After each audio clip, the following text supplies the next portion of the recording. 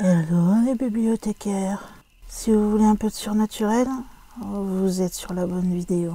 Surtout, n'oubliez pas de vous abonner, cliquez sur la cloche et laissez un petit like sur la vidéo. Ça fait toujours plaisir. Et maintenant, ouvrez bien vos oreilles.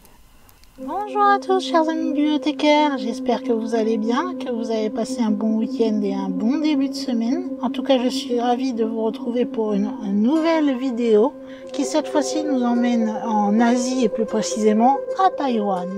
Aujourd'hui, je vais évoquer avec vous l'histoire d'un bâtiment qui a déjà une histoire assez sombre vu ce pourquoi il a servi, mais il serait aussi très lié au paranormal selon certaines histoires.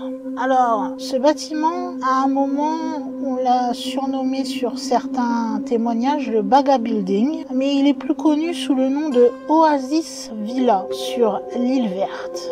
Bien sûr, à vous de nous en dire plus sur ce bâtiment supposément hanté et ses alentours également. Vous savez que je vous conseille toujours de vous installer bien confortablement dans la position que vous aimez le plus, avec peut-être quelques petites choses à grignoter, un petit truc à boire, ou pour ceux qui préfèrent tout simplement m'écouter façon podcast, eh bien faites ce que vous avez envie de faire, je sais pas, de écrire, du crochet ou toute autre chose. En tout cas, le principal c'est que vous soyez dans une position où vous êtes le plus à l'aise possible pour pouvoir en savoir plus sur cette Oasis Villa. Si vous êtes installé bien comme vous le souhaitiez, eh bien nous allons pouvoir commencer la vidéo.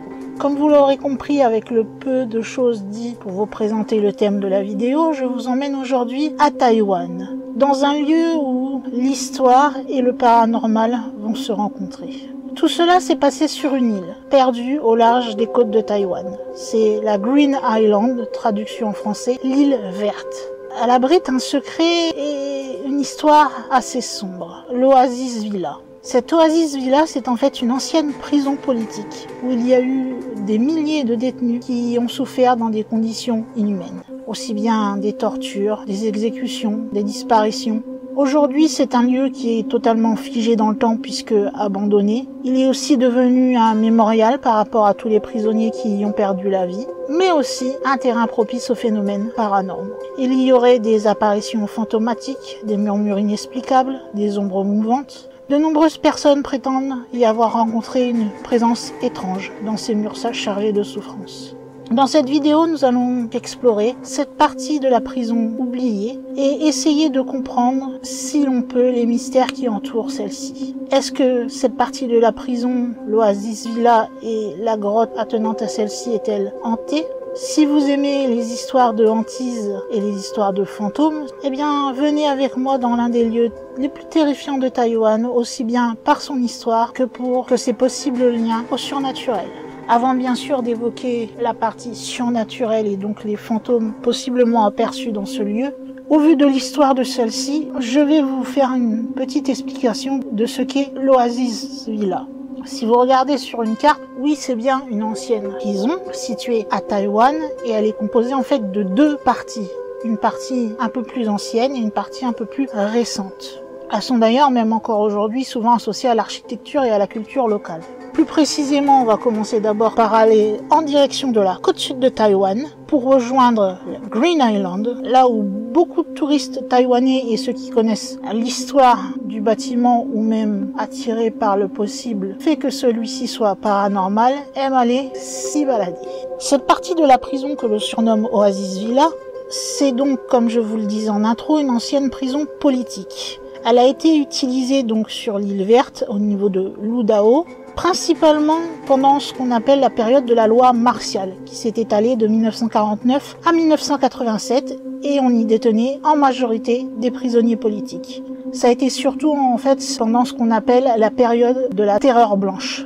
Si vous voulez, au début des années 50, le gouvernement nationaliste va envoyer des militaires, des agents spéciaux et des policiers dans les confins de l'île de Taïwan pour, ce qu'ils disaient, exterminer les bandits.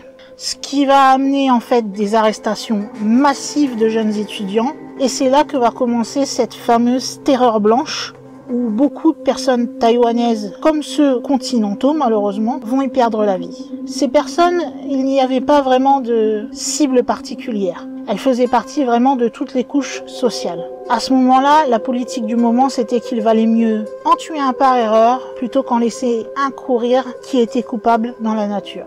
On a également, comme je vous le disais, fait beaucoup d'arrestations. Et dans la prison, il y a eu aussi beaucoup de morts.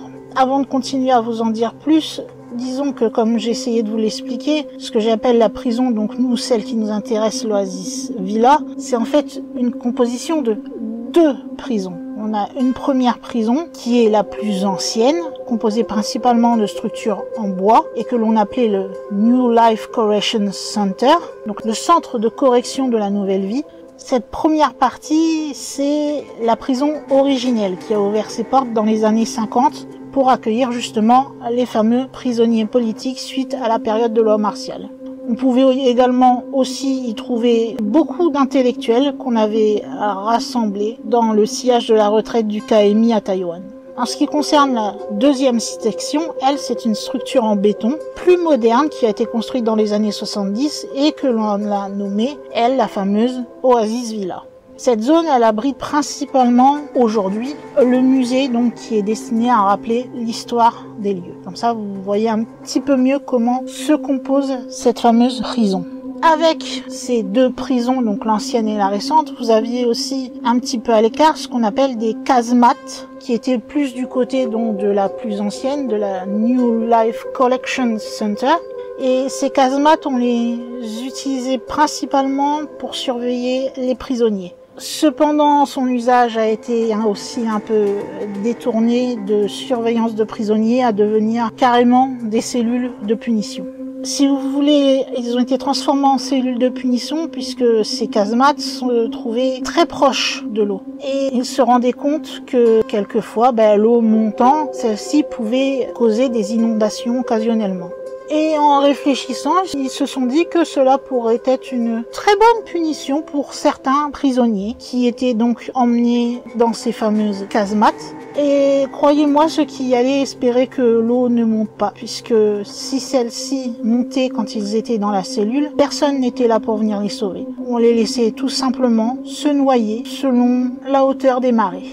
Vous pouvez également trouver au niveau de cette Green Island ce qu'on appelle la 13e compagnie. C'est un cimetière qui est assez délabré à l'heure actuelle. Et comme vous l'aurez compris, c'est ce qui servait de cimetière à la prison. Mais vous allez le voir que malheureusement, beaucoup de corps de ces prisonniers n'ont pas eu la chance d'être enterrés comme il se doit. Puisque cette fameuse 13e compagnie ou 13e section, ce cimetière spécial, n'était pas pour les petits détenus, nous allons dire, c'était plutôt un endroit où on enterrait les officiers ou les soldats, donc ceux qui avaient déjà un certain grade et qui étaient respectés. Et pour terminer sur l'endroit qui nous intéresse, vous pouvez également vous diriger donc vers ce qu'on appelle le Nutushan. Alors, excusez-moi, je ne sais pas si ça se prononce comme ça, donc je le lis tel que je le vois écrit. C'est un chemin en fait que vous prenez, vous allez passer les casemates, vous allez marcher sur la plage et vous allez arriver vers ce fameux Nutushan qui est une sorte de grotte dans une colline.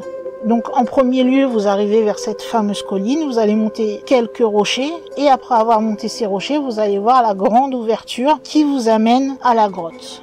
Apparemment, il serait impossible de rater l'ouverture. En soi, la grotte, elle n'est pas très profonde, elle est plutôt superficielle et si vous voulez, c'est un peu comme pour imiter une sorte de grand amphithéâtre. Pourquoi je vous parle de cette grotte? C'est tout simplement parce que les prisonniers à cette époque l'utilisaient justement notamment pour y répéter des pièces de théâtre où ils y peignaient des arrière-plans, où ils incluaient les co-détenus. Donc voilà en totalité de quoi se compose cette fameuse grande prison de l'île verte. Donc une prison la plus ancienne, un deuxième rajout, des casemates qui entourent et qui ont servi, comme vous l'avez compris, de lieu de torture et de mort avec la marée. Puis un peu plus loin en allant sur la plage, la fameuse grotte qui servait donc de théâtre. Et vous allez le comprendre un peu plus tard, qui serait elle aussi potentiellement hantée, puisque des recherches y ont été faites et que les découvertes malheureusement loin d'être été superbes. À l'heure actuelle, la prison, comme vous l'aurez compris, existe toujours et certains endroits de celle-ci seraient supposément hantés. majoritairement par ceux qui ont été tués. Donc maintenant, la question est justement de se poser pourquoi certains habitants et certaines personnes qui viennent en visite à Taïwan considèrent-ils que cette ancienne prison, dans toute sa grandeur et sa superficie, serait-elle hantée ? Comme vous le savez, l'explication, c'est un peu comme celle que l'on peut trouver, que ce soit dans les hôpitaux ou autres endroits qui, malheureusement, voient beaucoup de décès. C'est justement le passé tragique et le nombre de morts qu'il y a eu lorsque ce fameux bâtiment servait de prison pour les prisonniers politiques et tous ceux donc qui y sont morts, souvent sans procès vraiment très équitable. Puisque rappelez-vous, comme je vous l'ai dit, il valait mieux en tuer un que en laisser un vivant et se rendre compte que c'était entre guillemets un ennemi. Dites-vous qu'à l'époque, il y a eu entre 140 000 et 200 000 personnes qui ont été dans cette prison. Et beaucoup appartenaient à l'élite intellectuelle et sociale de Taïwan. Et malheureusement, parmi tous ces emprisonnements, beaucoup vont y laisser leur vie. Que ce soit de maladies, puisque vous vous doutez que dans une prison, surtout à Taïwan et à l'époque où c'était niveau hygiène, c'était pas vraiment ça. Ils pouvaient mourir d'épuisement, tout simplement. Ils pouvaient être exécutés si l'envie leur en prenait, ou on pouvait s'amuser un petit peu avant leur mort en les torturant, en les battant ou en les transformant en travailleurs forcés. Et quelque part, un ancien prisonnier politique a même qualifié cette prison égale à ce que pouvait être un camp de concentration. Donc ça, c'est ce qui expliquerait le fait que cet endroit soit possiblement hanté. Maintenant, quels sont les phénomènes qui ont été rapportés ?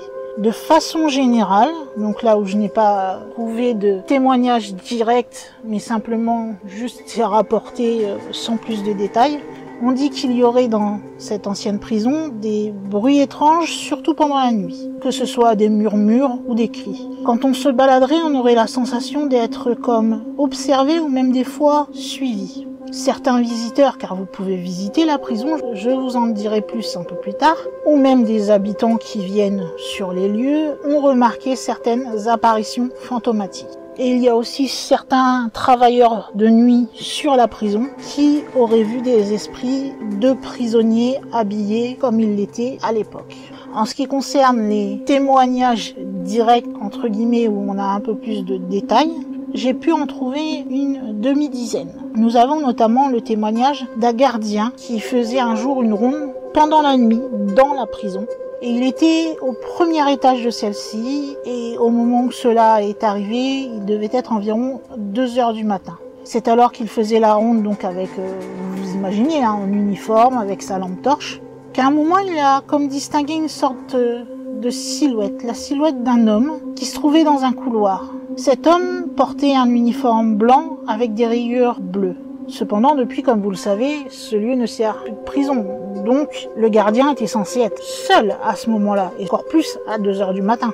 De plus, l'uniforme que portait ce prisonnier en particulier, mais c'était pas l'uniforme de ceux qui étaient le plus récemment enfermés dans cette prison.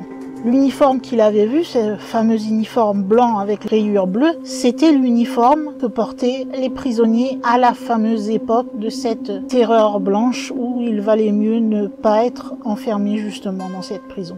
Donc bien sûr, il va penser que l'homme qu'il a vu et qu'il a suivi, puisqu'il a suivi cet homme pour voir si c'était un vrai homme tout simplement qui squattait les lieux, et il va vite comprendre qu'il venait peut-être d'avoir un témoignage du passé, un fantôme d'un des anciens prisonniers qui serait mort entre ces murs. Puisque en suivant la silhouette qui a continué à marcher sans s'interrompre dans le couloir, à un moment va y avoir le mur de fin et celle-ci va s'évanouir dans la nature. Elle ne va pas passer à travers le mur ou quoi, elle va tout simplement disparaître.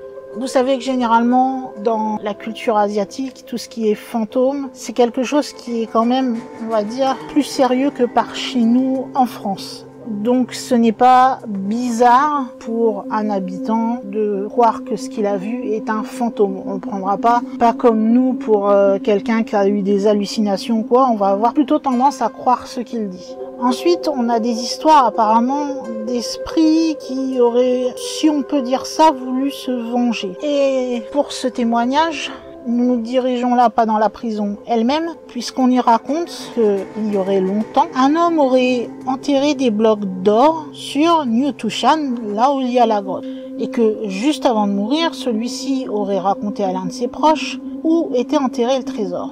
Peu de temps après cela, le fameux parent qui connaissait le secret va raconter à son fils l'histoire du trésor, sa localisation, et il va demander à celui-ci d'aller le déterrer. Le fils, on lui apprend qu'il y a un trésor, il va pas se le faire dire 2 fois, et il va partir à sa recherche. Il va donc se rendre à l'endroit indiqué avec des amis, et ils vont commencer à creuser. Ils vont creuser comme ça pendant un certain temps, mais le trésor qu'ils souhaitaient chercher n'était pas de l'or, puisque à force de creuser, ils vont trouver des os. Au total, les os de plus de 155 individus. Quant à l'or, ils ne la trouveront jamais.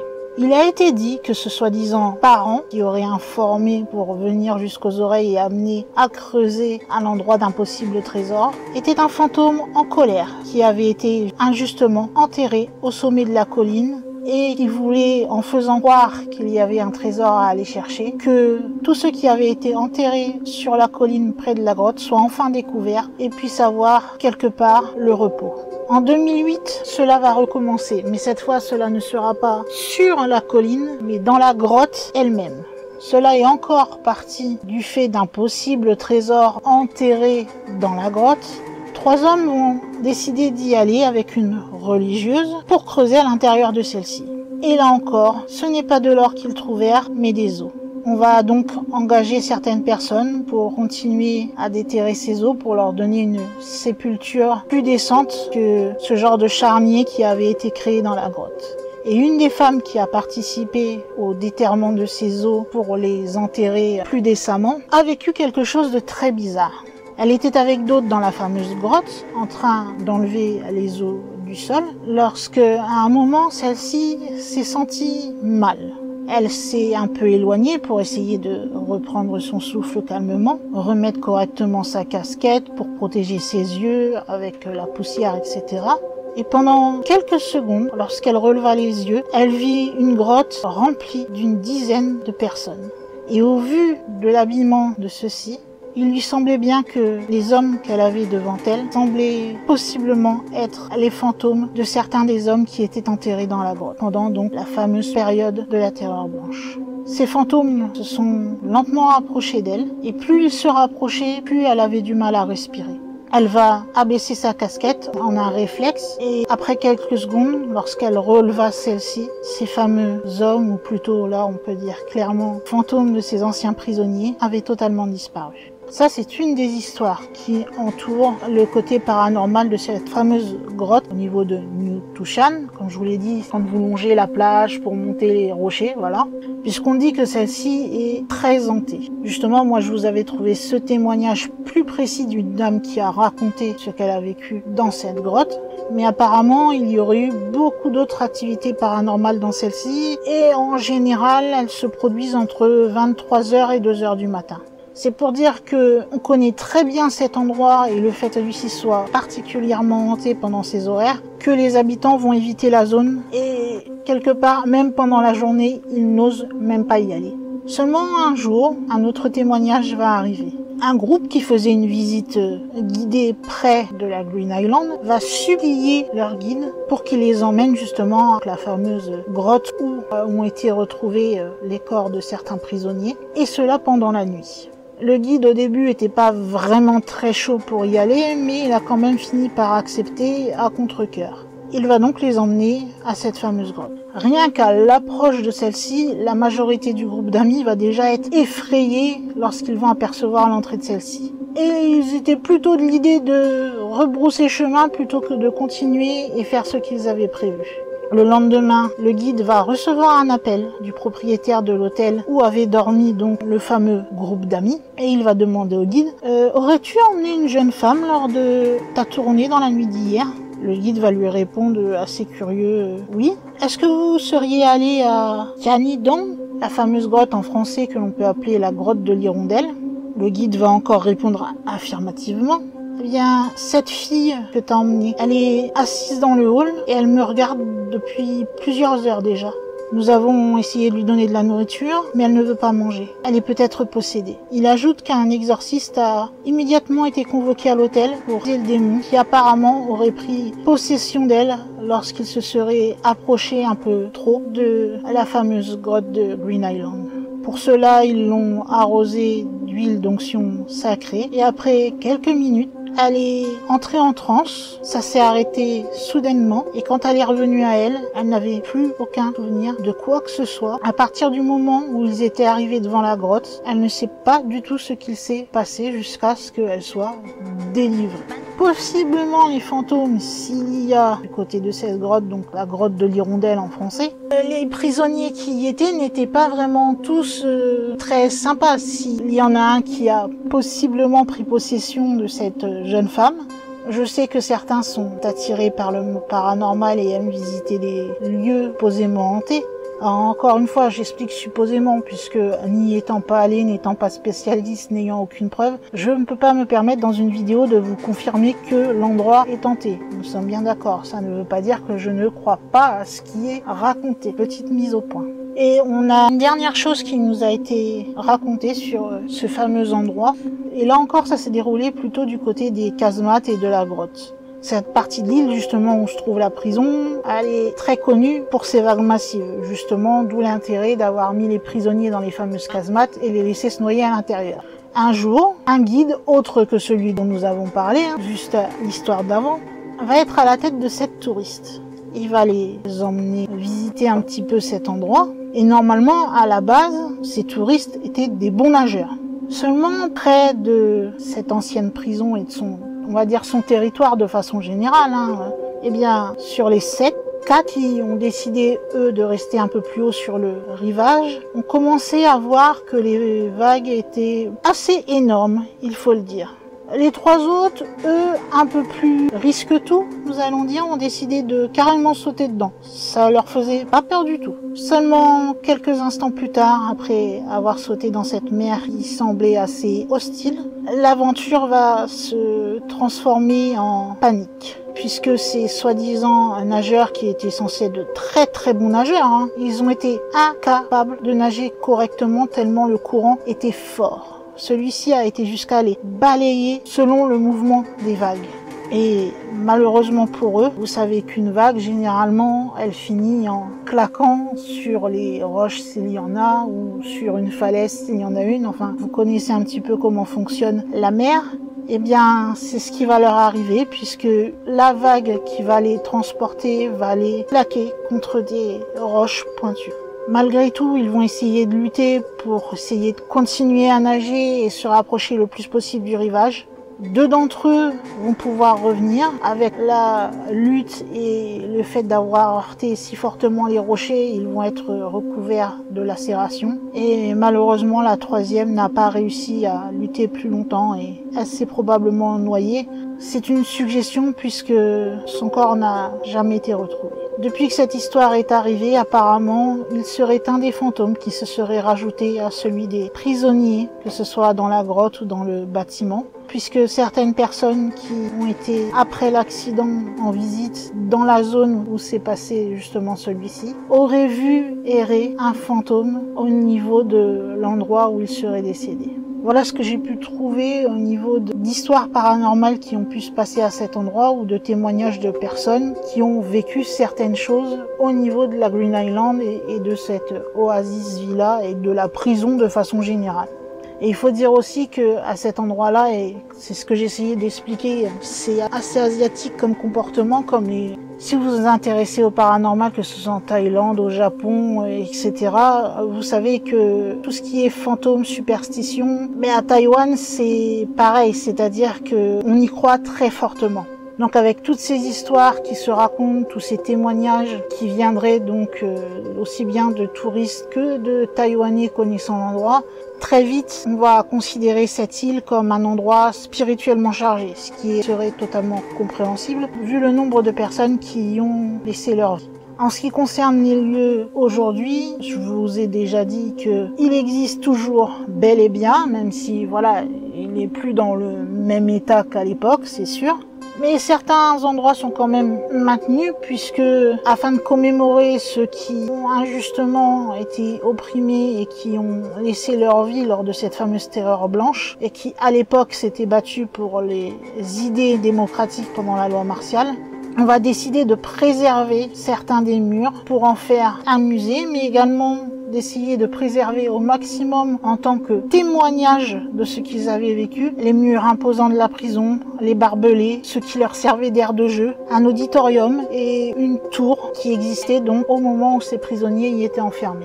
En ce qui concerne le bureau de tourisme de Taïwan, lui, il a décidé de transformer le site de l'ancienne prison de Green Island en Green Island Human Rights Cultural Park, c'est-à-dire le premier mémorial des droits de l'homme en Asie. On peut voir à cet endroit un verset écrit par le poète Bo Yang qui est inscrit à l'extérieur des murs de la prison sur une pierre et il dit ceci: « À cette époque, les mères ont pleuré nuit après nuit sur leurs enfants emprisonnés sur cette île. » Ce fameux Oasis Villa, donc comme je vous le disais, l'ancienne prison, mais aussi le musée, la plage, etc., qui sont donc au parc mémorial des droits de l'homme, sont considérés aujourd'hui comme un site historique et comme je vous parlais de touristes, vous avez compris qu'il est ouvert aux visiteurs.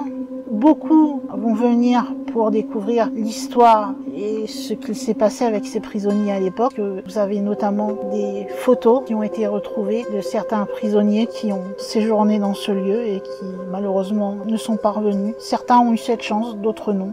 Et d'autres y viennent puisqu'ils espèrent y ressentir des phénomènes paranormaux par rapport aux témoignages ou juste aux on-dit qui se passent avec les superstitions et autres à Taïwan. En tout cas, si vous aimez voyager, sachez que si vous voulez vous rendre à cet endroit de la Green Island où il y a la prison, vous pouvez y aller aussi bien par ferry, donc par bateau, à partir du bord de Taitung. Un bateau part le matin et un autre en début d'après-midi. Vous pouvez également y aller en avion puisqu'il y a plusieurs vols quotidiens entre Taitung et Green Island. Seulement, ce sont des petits avions, donc ne vous attendez pas à des grands avions de touristes, puisque au maximum, généralement, ces avions ne peuvent contenir que 10 personnes. Donc si vous voulez faire une visite des lieux, vaut mieux vous y prendre à l'avance pour essayer de faire partie de ces 10 personnes. Il n'y a qu'en hiver, et lorsque le temps ne s'y prête pas, que les avions ne décollent pas et ne vont pas du tout sur l'île, mais je crois que ça c'est un peu comme tout aéroport normal. S'il n'y a pas vraiment de visibilité, vaut mieux pas tenter le diable. Et vous pouvez tout simplement décider d'aller à Green Island alors que vous êtes en voyage à Taïwan, tout simplement, pour aller visiter le musée qui se trouve à l'Oasis Village. Et dans ce cas-là, vous pouvez vous rendre en voiture sur les lieux ou bien utiliser un scooter qui après sera monté sur le ferry et vous pourrez après vous balader sur Green Island. Et l'entrée à ce moment-là est totalement gratuite. Donc une fois que vous avez payé le ferry, vous êtes tranquille de vous balader gratuitement où vous voulez. Et le musée, c'est pareil, vous n'avez rien à payer pour aller y faire un tour. Sachant que dans ce musée, il y a certains endroits où il y a des sortes de reconstitutions de comment vivaient les prisonniers. Enfin, ce n'est pas juste un musée avec des objets ayant appartenu aux prisonniers, c'est vraiment un musée qui essaie de vous faire comprendre comment vivaient ceux-ci. Et comme je vous disais, il y a aussi un endroit où il y a plein de photos qui sont des photos qui ont été prises lorsque ces prisonniers sont arrivés la plupart du temps dans la prison. Donc dites-vous que la majorité de ces visages, malheureusement, ne sont peut-être plus et n'ont pas eu la chance d'y échapper. Au final, qu'est-ce que nous pouvons dire sur la possible hantise de cette Oasis Villa ? Eh bien, par rapport à tout ce que je viens de vous raconter, on peut dire que l'histoire du lieu, en effet, peut amener à penser que c'est un terrain très propice aux phénomènes paranormaux. Et que cette Oasis Villa et le terrain de la prison de façon générale est très marqué par la souffrance due à l'histoire de cette fameuse chasse avec la loi martiale et avec la terreur blanche. Si on ajoute à ça les témoignages et les histoires qui ont été racontées par d'autres qui ont vécu des phénomènes assez troublants, plus ceux qui disent avoir vu des ombres, se sentir oppressés lorsqu'ils ont visité le bâtiment, on peut avoir un doute raisonnable sur le fait que ce lieu serait possiblement hanté. Après, la question, c'est de savoir est-ce que les âmes des prisonniers qui sont bloqués dans cet endroit veulent juste essayer de communiquer et faire comprendre aux gens ce qu'ils ont vécu, ou est-ce que certains seraient là juste pour tourmenter les gens qui viendraient dans ce lieu? Alors je sais que certains qui sont peu enclins au paranormal peuvent penser que tout ça ne sont que des histoires, des légendes qu'on se raconte. D'autres vont être plus enclins à penser qu'en effet il y a une présence assez inexplicable dans ces lieux. Moi, comme je le dis dans chaque vidéo, je ne suis là que pour vous rapporter les choses qui se sont possiblement passées. Moi, je ne fais que vous rapporter ce qu'ils disent. C'est à vous, tout simplement, en analysant par vous-même ce qu'ils racontent. Si vous pensez que quelque chose est bizarre dans cet endroit et pourrait potentiellement amener à dire que ce site est hanté, ou bien vous pensez que ces gens sont juste là à raconter des mensonges et qu'il n'y a aucune hantise dans ce lieu, que c'est juste pour faire parler du lieu et amener des touristes. Et vous savez que vous pouvez réagir par rapport justement à cela dans les commentaires pour me dire ce que vous avez pensé justement de l'histoire de ce lieu, de possibles faits qu'il soit hanté, si vous êtes d'accord plus ou moins avec ce qui était rapporté. Si vous pensez qu'il y a quelque chose d'étrange sur cette île, est-ce que des mauvais esprits sont mêlés aux esprits d'autres fantômes prisonniers injustement? La session commentaire est faite pour vous exprimer, donc surtout n'hésitez pas à me dire ce que vous en pensez. Et je me demande d'ailleurs, maintenant que vous savez ce qui peut possiblement arriver si vous allez sur ce site, est-ce que vous seriez prêt à aller passer la nuit dans cette prison abandonnée? Bien sûr, vous pouvez aussi me dire dans les commentaires ce que vous avez pensé de la vidéo. Ce serait sympa aussi. Et si vous avez un lieu en particulier dont vous voulez que je parle dans une prochaine vidéo concernant les hantés. Après, vous savez que vous pouvez également vous abonner à la chaîne si ce n'est pas encore fait pour d'autres histoires surnaturelles. Me laisser un petit like qui fait toujours plaisir. C'est ce qui est, avec les commentaires et bien sûr l'abonnement, une autre des choses qui motive les youtubeurs que nous sommes à vous créer d'autres vidéos. Et si vous voulez louper aucune vidéo, n'oubliez pas en vous abonnant d'activer la petite cloche pour recevoir une petite notification chaque fois qu'une vidéo sera publiée.